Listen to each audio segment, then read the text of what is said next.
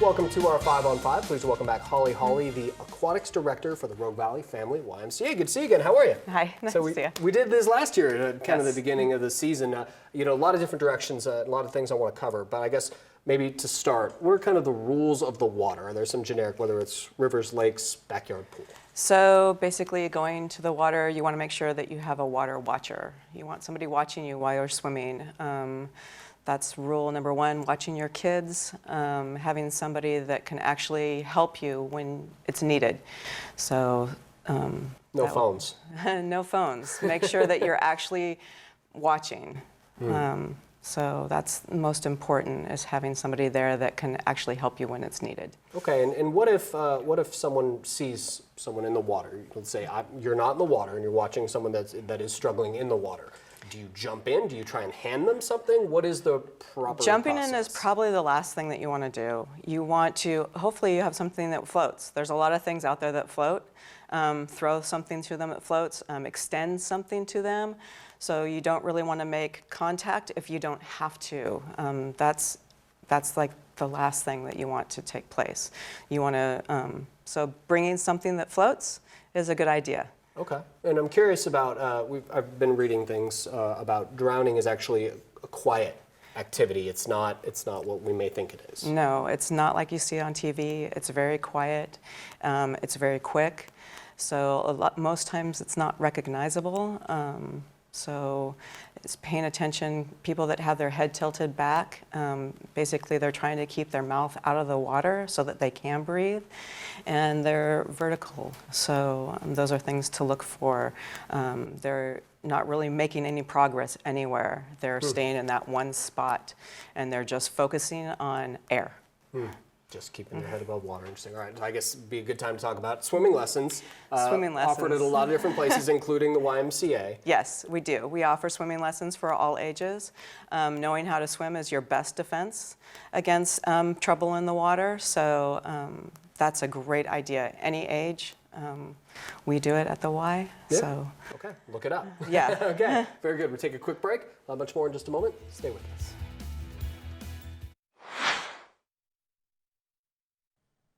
Welcome back to our 5 on 5. Again, here with Hawley, the Aquatics Director of the Rogue Valley Family YMCA. So we were talking about during the break, you actually visited local schools, elementary school kids, before summer began. Yeah. What did you tell them? So we basically just had a conversation about water safety, what they need to be aware of, and just reminding them that they need to have their parents watching them.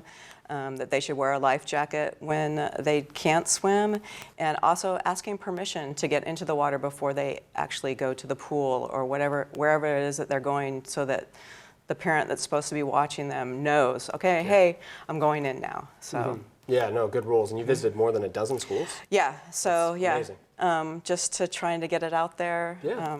Could save a life. If it saves one, that's amazing. That's good. I want to ask you about, we have a lot of obviously beautiful rivers in our area. Yes. The currents are strong. Should people, what can they do to test, if you will, whether it's safe? Basically, sticking to the shallow areas, the currents, you want to stay away from the really fast-moving currents. If you're going to go into the river, you might want to have a life jacket with you, wearing it in case you do get swept away.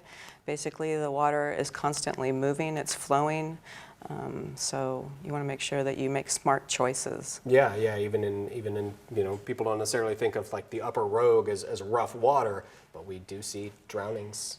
People every get summer. into trouble. Yeah, and without a life jacket, bad things happen. So, and the rules regarding life jackets, when it comes, kids on boats have to have them, but adults don't.